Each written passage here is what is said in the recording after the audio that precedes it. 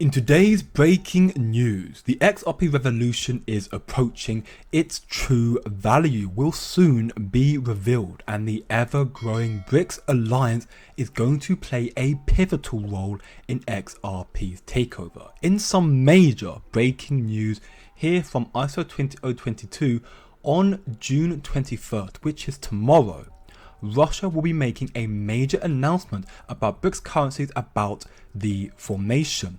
Russia is all set to host the Brics Plus Forum 2024 meeting on June 21st tomorrow, and a delegation of 21 countries, including 200 mayors, will attend the summit. The forum will be held in Kazan region of Russia, where the alliance will be looking to connect with leaders of the grassroots levels. On the heels of the summit, Russia's deputy foreign minister provided the latest updates about the forming of the Brics currency. This is absolutely massive news.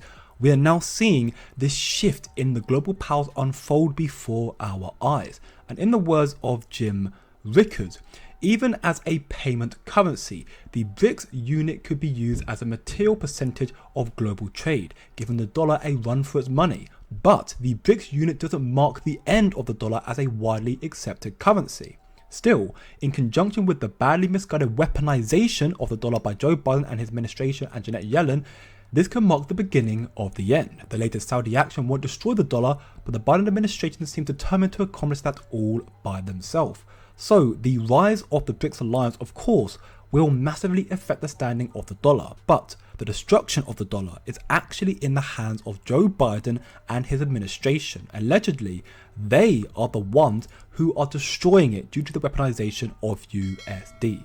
Because of Joe Biden, the Brics have been allowed to continue their acceleration of de-dollarization, expanding their adoption and their influence, as the world is seeking for alternatives to the dollar in trade. This just in from the Crypto Barbie: 4 major nations, being Zimbabwe, Colombia, Thailand and Malaysia, officially announced plans to join the Brics alliance, and the reason why this is big news is because of their connections and partnerships to Ripple and XRP. Ripple partners with Honor to power Africa's digital asset enabled cross-border payments. That's with Zimbabwe. We can see furthermore, Ripple partners Colombian Central Bank Ministry of Blockchain Trials.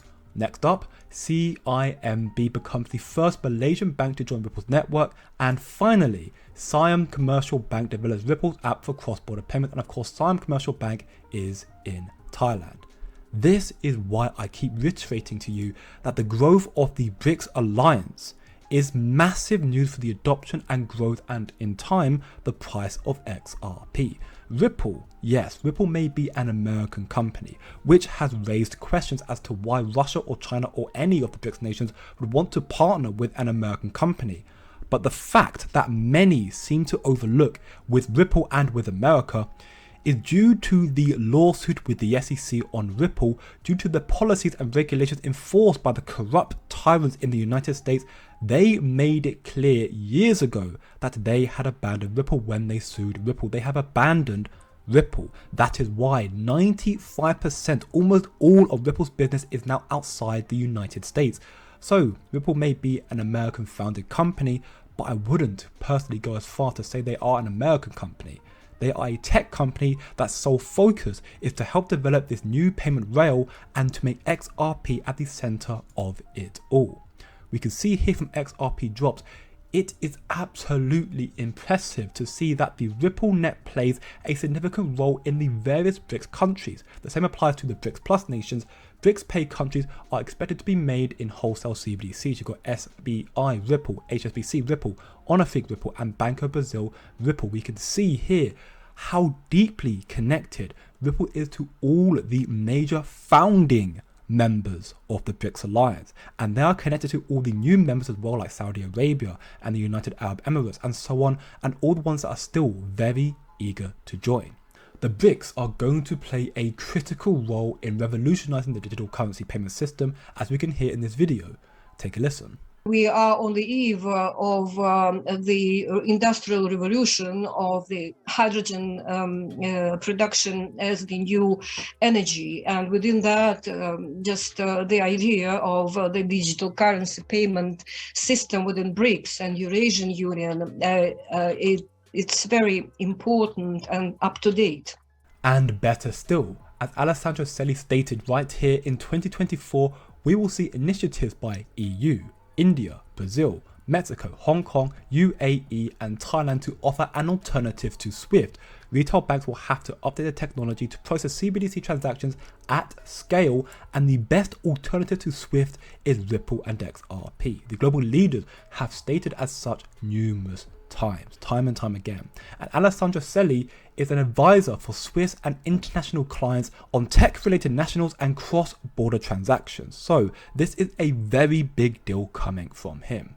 XRP's takeover is set in stone, pre-planned from the very beginning. As confirmed in this interview with Ripple's Vice President James Wallace, Ripple is working closely with every single continent apart from Antarctica, basically therefore worldwide, the whole world. Pay attention. Which central banks in which countries are you working on? We're working with many of them. They're mostly under non-disclosure agreements, so I'm not at liberty to share the details. But I would say, we are working with them in each continent apart from Antarctica. The study by the Bank for International Settlements estimates, I think, 80 to 85% of central banks are doing some work. But that is not all. In some more bullish news, the XRP ledger AMM automated market maker is seeing a slow and steady increase in usage. It recently passed 7 million XRP pulled, up from 4.4 million in just 1 month. The volume is also up quite significantly over the last month as well, which is bullish. Very promising news for the future of XRP and its price action. Once the lawsuit is over and the United States companies, institutions get green-lighted to start adoption of XRP, that will result in a massive explosion in liquidity, and not just that, also the price of XRP. Also, as the new Ripple stablecoin, the RLUSD, is incoming, regulations also are incoming. This will light a fire for XRP's takeover, and as confirmed in this interview from Pompliano, stablecoins are too big to fail now. Take a listen. Coins are, probably becoming so large and important that they're now kind of too big to fail from a systemic standpoint, which is hilarious given what the legacy financial system went through with the banks in 2008, 2009. But stablecoins now do collectively as much transaction volume as Visa. They also are the 16th largest holder of U.S. Treasuries. That's really important because at the time when China and Japan, who used to buy 22% of U.S. Treasuries, are only buying about 7%, we need somebody else to step in and be those buyers of treasury. And so whether it is Tether, USDC, or many other stable coins, they are now becoming one of those large holders of treasuries. And so from the US government standpoint, they're really important, and we need to make sure that they continue to buy them and hold those treasuries. At the same time, I think what you're seeing is people realize, hey, I don't want to spend my Bitcoin. I don't want to spend an asset that I think is going to go up in value over time. It serves as this great store of value. So if I do want to buy things using these new crypto rails, maybe it's better to spend the thing that's going to be worth less in the future and kind of spend the fiat money.